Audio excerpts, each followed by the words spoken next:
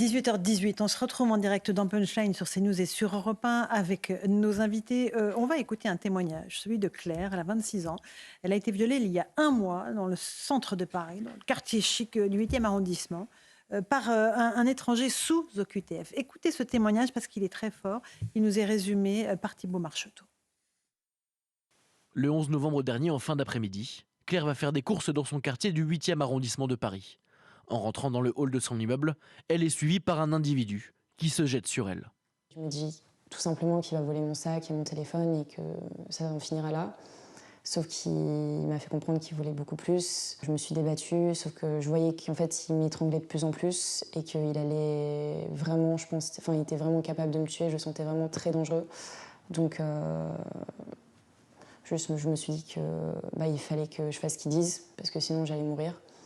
Et entre le choix de se faire tuer ou de se faire violer, je préférais garder ma vie et gagner du temps. Donc je me suis complètement dissociée de mon corps et j'ai fait ce qu'il m'a dit de faire. Après 30 minutes d'un calvaire sans nom, une voisine sort enfin de son appartement. L'individu, lui, prend la fuite. 1 heure plus tard, un homme qui correspond au signalement donné par Claire est interpellé sur les Champs-Élysées. Il est également soupçonné d'avoir commis une autre agression sexuelle dans la journée. Celui-ci était pourtant dans l'obligation de quitter le territoire français.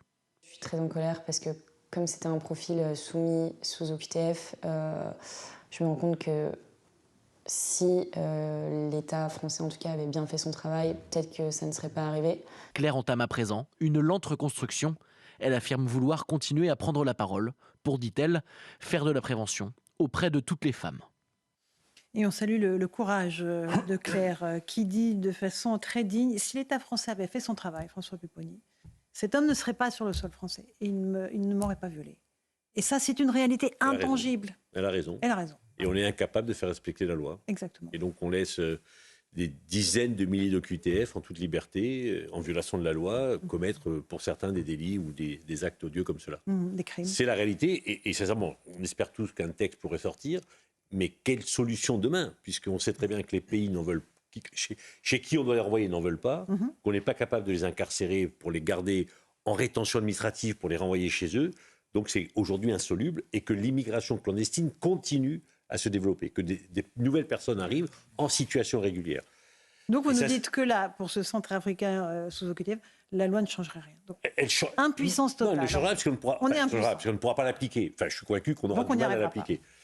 Donc c'est insupportable et insupportable, bien entendu, pour les certaines victimes. femmes, insupportable pour les victimes et et insupportable pour les Français. Il y en a tant d'autres. Je ne vais pas vous citer les noms de tous ceux qui ont été victimes de ces délinquants criminels étrangers. Vous nous dites que cette loi ne changera rien. En réalité. Mais c'est désespérant pour les Français. On n'arrive déjà pas à faire appliquer celle-là. Arrivera-t-on à faire appliquer l'autre? J'ai un doute. Alors, Louis Dargues. Si on s'intéresse à ce cas particulier, parce que le suspect vient de Centrafrique, de République centrafricaine.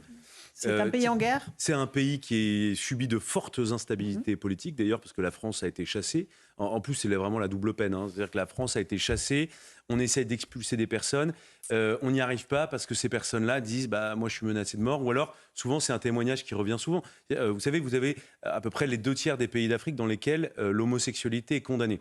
Et donc, toute personne se disant, déclarant homosexuelle, est éligible, par exemple, au droit d'asile en France et ne peut pas être expulsé dans ce cas-là. C'est un prétexte utilisé aujourd'hui? Souvent, c'est un prétexte. Il y a des gens pour qui c'est vrai, on imagine. Non, mais bien sûr. Mais évidemment, il y a des gens pour qui c'est vrai. Mais il y a des juges à la Cour nationale du droit d'asile qui vous expliquent recevoir tous les jours des courriers stéréotypés avec exactement le même profil.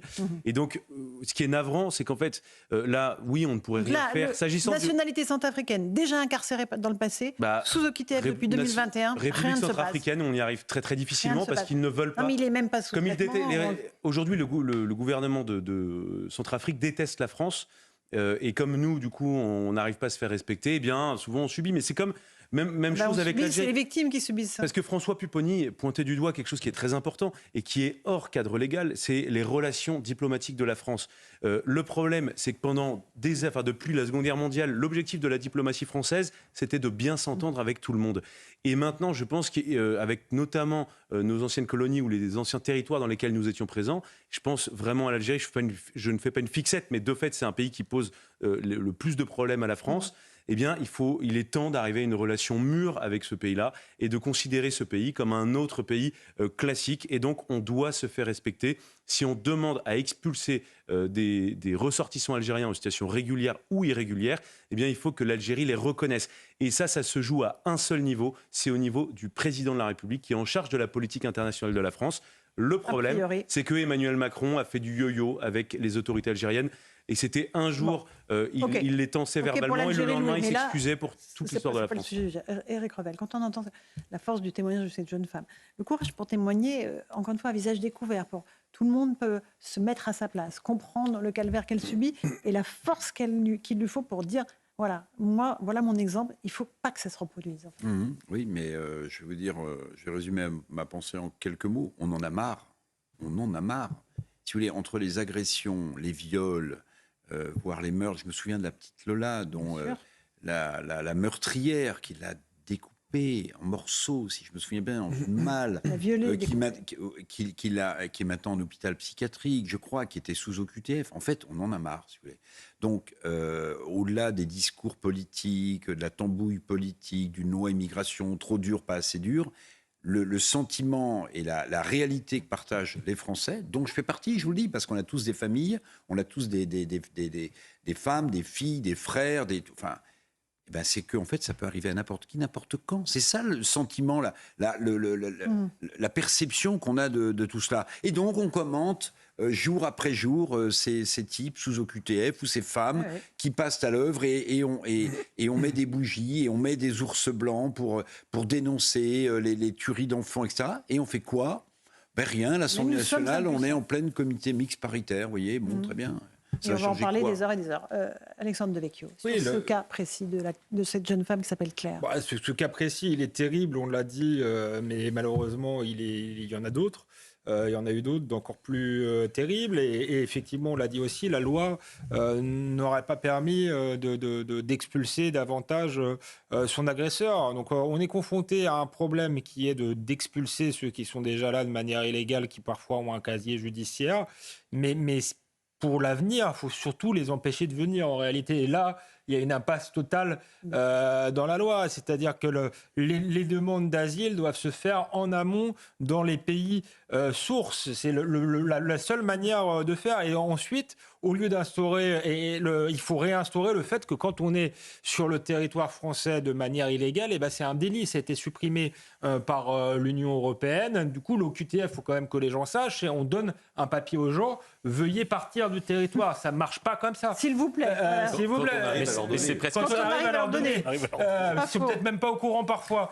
Donc oui, les impasses de la loi, c'est construire des centres de rétention, parce que ceux qui sont là de manière illégale, il faut quand même changer le fait, transformer ça en délit, d'être sur le territoire de manière illégale, et gérer les choses au maximum en amont. Enfin, trois choses qui ne figurent pas du tout dans la loi. Donc ça n'avancera pas. Et ensuite, aller encore plus loin dans la simplification des procédures, parce qu'on rappelle que ça va jusqu'à la Cour européenne des droits de l'homme, et que là, on s'en sort pas. On est maintenant obligé de les récupérer, même quand on les a déjà expulsés, comme l'Ouzbek qu'on va dédommager. De 3 000 €.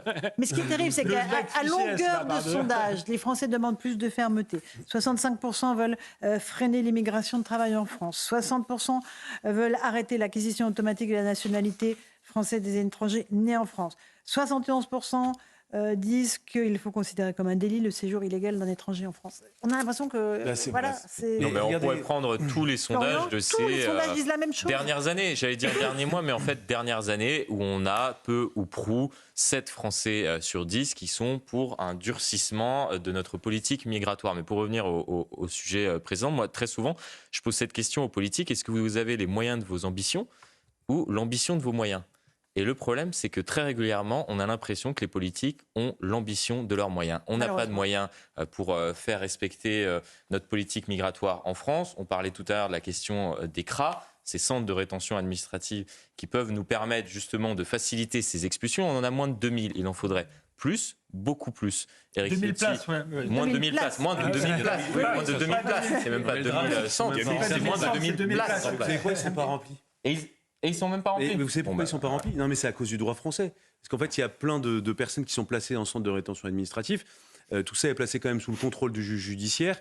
Et en fait, grâce à des associations, vous pouvez faire capoter le placement en CRA. Et il y a beaucoup aussi de migrants. Donc, on les place en centre de rétention administrative pour les avoir sous la main, pour bétonner les procédures d'expulsion. Et il y en a beaucoup, en fait, passer les délais. Et ça rend, Il faut les relâcher. Ça rend dingue les policiers qui gèrent les centres de rétention administrative. Il faut les relâcher. Moi, je note une chose intéressante quand même aussi dans le sondage. C'est qu'en fait, ce projet de loi dont on parle ne s'attaque qu'à l'immigration illégale. Alors, c'est très bien de lutter contre l'immigration illégale, mais il y a une autre immigration, et je prends la réponse à une question du sondage. Êtes-vous pour ou contre freiner l'immigration de travail? Là, on parle de l'immigration légale. Et ça, pour le coup, et ça, c'est le vrai sujet pour vous. Mais il n'en est pas question, en fait, dans le texte. Non, mais est-ce qu'il y a eu une discussion sur les 100 000? On est passé de 40 000 à 100 000 étudiants étrangers qui, donc, récupèrent un titre de séjour. Est-ce qu'il y a eu une discussion là-dessus? Non. Oui, sur le fait qu'on leur demande une caution oui, quand mais ça, ils arrivent. alors, c'est en négociation à la commission. C'est quoi la question derrière? C'est la question des quotas. Mais non, mais c'est que les Français, vous savez, aujourd'hui, il y a l'immigration légale en France, il y a 230 000 titres de séjour qui sont délivrés chaque année. C'est l'équivalent de la population de la ville de Nice. Il y a 2,3 millions de titres de séjour qui sont renouvelés chaque année par l'État. Tout ça, l'État a la maîtrise. Et les Français, que disent-ils? Certes, l'immigration illégale, ils en veulent plus, mais ils veulent moins d'immigration légale. Ils veulent que ça baisse. Et sur cet engagement-là, le gouvernement pourrait baisser les choses. Est-ce qu'on a parlé du regroupement familial? Non. Donc étudiants étrangers, on n'en a pas parlé. Immigration économique légale, on en a un petit peu parlé, mais en fait ça existe déjà.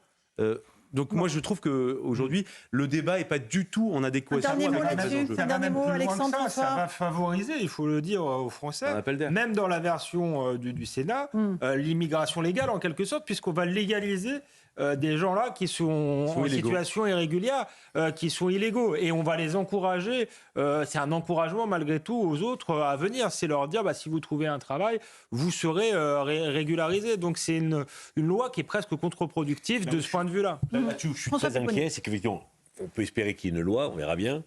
Mais que si il y a une loi, dans l'année, dans les 2 ans qui viennent, les Français ne verront pas de changement. Le temps qu'il y ait le décret d'application. On va regarder les décrets d'application d'ailleurs. Bien sûr. À quoi ressembleront-ils? Et les Français se diront, ils ont voté dans des conditions terribles, catastrophiques, qu'on ne supporte plus. Et en plus, ça ne sert à rien. Même si à terme, on peut espérer qu'elle soit efficace, à court terme, elle n'aura pas d'efficacité. C'est désespérant, Éric Revel. C'est désespérant. Oui. Non, mais qu'on l'appelle l'article 3 ou l'article 4 bis sur la main-d'œuvre pour les métiers en tension, peu importe. Mais pardon, Laurence, mais ces gens donc, vont être régularisés, au-delà du fait que ça crée un appel d'air, mais une fois que les métiers, les secteurs ne sont plus en tension, en fait, ce qu'il faut dire aux Français, c'est que ces gens, ils ont peut-être créé une famille, donc ces gens, en fait, vont rester. Bien sûr. Et comme d'ailleurs le patronat demande de nouveau de la main-d'œuvre, en fait, on constitue des appels d'air sans résoudre aucun problème. Voilà, comme si tous les sujets dont on parle n'existaient pas.